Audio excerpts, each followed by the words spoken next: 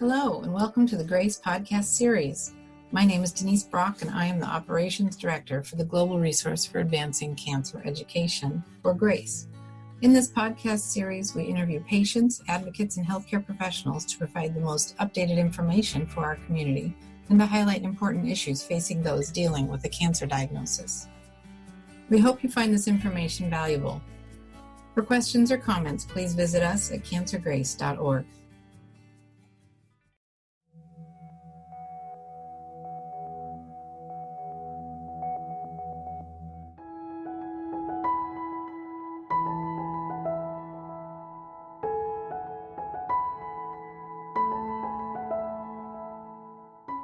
What is the current standard of care for patients with extensive stage small cell lung cancer? Going back up until recently, over the past quarter century or so, there's really been no major advances in the systemic treatment of how we treat small cell lung cancer. For decades, as initial treatment, we've combined a drug called etoposide with a class of drugs called platinum, either cisplatin or carboplatin, and together given initially, they had high response rates, but invariably the cancer would return, and other treatment combinations added to that hadn't shown any benefit.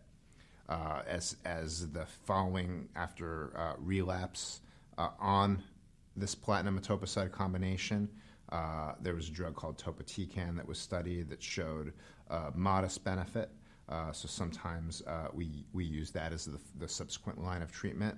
But really, that was approved in the late 1990s, and not much since then. Really, anything had been approved for small cell lung cancer.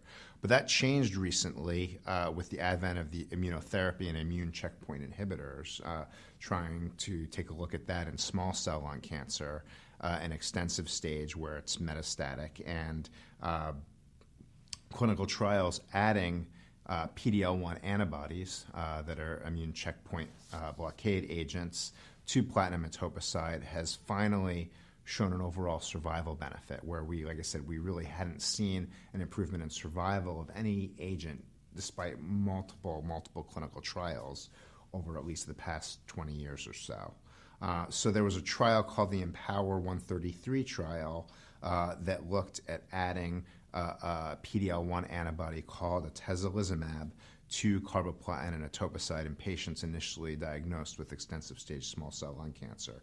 And it showed an overall survival benefit by about 2 months, 12.3 months on average median compared to 10.3 months.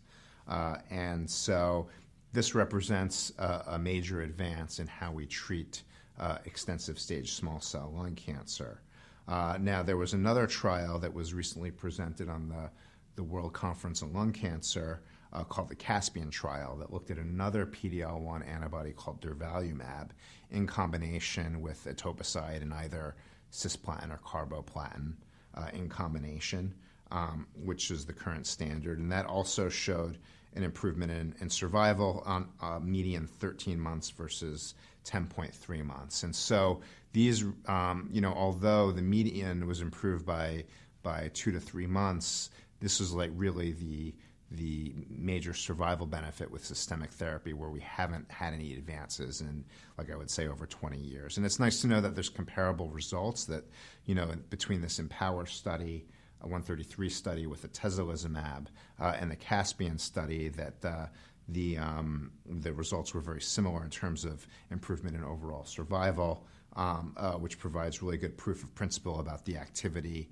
and confirmation about the activity and survival benefit that these PD-L1 drugs have in patients. Now, no clear marker emerged of what group of patients with extensive stage small cell lung cancer improved over another. In non-small cell lung cancer, often PD-L1 can be a marker of benefit, and particularly with certain single-agent immunotherapy drugs such as pembrolizumab. There's been multiple studies looking at the number of what we call tumor mutational burden, so the number of mutations that the cancer has, and there was, like I said, there was no clear benefit in terms of those markers. So that's something that we're really looking forward to digging deeper at is, can we identify the patients that preferentially benefit to adding the immunotherapy, or there patients that don't benefit, or and there's, what's the next step in terms of what we can add to improve outcomes in these patients, because, although it's been a great advance with a median improvement of 2 to 3 months, we still need to do better.